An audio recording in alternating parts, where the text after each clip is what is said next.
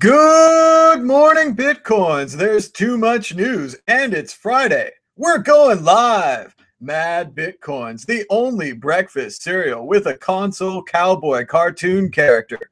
Get along, you blueberry critters. Get along on GitHub. Special thanks to Bitcoin donors 0.0011956, 0.006, and 0.005, and ChangeTippers, Hallerd, 1KZ World, MrProper, B for Basti, Kyle Torpey, and Memetic. You can sponsor this show or donate at madbitcoins.com. Donations, sponsorships, and subscription make this show possible. Here are today's Mad Bits. Bitcoin prices are down slightly again, with Bitcoinity.org reporting a last of 404, a high of 418, and a low of 396. Litecoin is at $4.36 a coin. Our top story today, the secret Goldman Sachs tapes. Scrolling down to the great article by Michael Lewis, author of Moneyball and a bunch of other great books, a secret book about the stock market, the book about the NFL. I forget the titles right now, but great author. So just straight from the text, this is from BloombergView.com. First, a bit of background, which you might equally well get from today's broadcast, as well as from this article by ProPublica.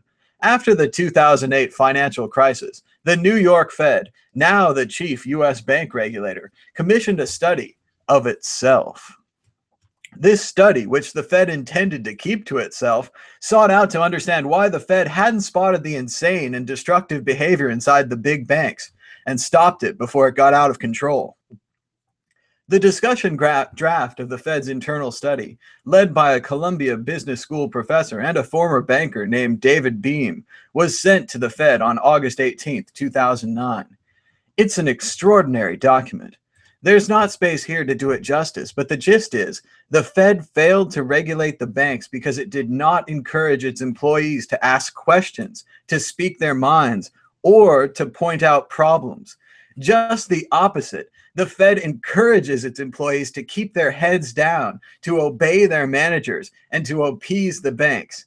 That is, bank regulators failed to do their jobs properly, not because they lacked the tools, but because they were discouraged from using them. The report quotes Fed employees saying things like, "Until I know what my boss thinks, I don't want to tell you," and "No one feels individually accountable for financial crisis mistakes because management is through consensus." Beim was himself surprised at what he thought was going to be an investigation of financial failure was actually a story of cultural failure. Parts of these Goldman Sachs tapes are going to be played on thisamericanlife.org. It's already happened. It's happening right now. You can download it or launch the player at thisamericanlife.org. And I plan to listen to the tapes after this broadcast. Moving on, the CFTC is going to, the Commodity Futures Trading Commission is going to discuss Bitcoin, among other things, at their meeting next month. Hi-oh! New film uncovers staunch support of Bitcoin in Argentina, and not just from startups. I strongly suggest that you watch the trailer, Bitcoin Buenos Aires, a sneak peek. It really tells you how the currency in Argentina is collapsing, and this entire country now has a choice between a collapsing currency and Bitcoin. Good for them. The strange case of Bitcoin Talks Chinese ban. Did you know you can't read bitcointalk.org in China? Not from Beijing, Shenzhen, Inner Mongolia, Heilong Province, or Yunnan Province. The Great Firewall of China strikes again. Ben Lawsky keynoting at Money 2020 conference. If Money's only 2020 and has Lawsky as a keynote, it must be blind. How much more attention are they going to give this guy? He's some kind of white knight for the financial industry. Sounds like a storyline in a soap opera. U.S. PayPal merchants can accept Bitcoin starting today. Starting today? Whoa! And The inclusion of GoCoin in this deal means that Litecoin and Dogecoin can also be involved. Look at this great artwork from the Cointelegraph artist, including the Doge in the manger scene. Bitcoin as the baby Jesus. Great work. Who buy blunder? Exchange sends over 900 Bitcoin to the wrong users. I knew I should have gotten a count on that exchange. Darn, could have been one of those users. Who buy? Sending the money around. A regular Robin Hood. Coinify seals multi-million external funding backed by the Danish government. The Danish government is investing in Bitcoin. You see, Losky? You see what other countries can do? How long do you think we're going to wait in the US, let alone New York State? Think about the future, Losky. Think about the future.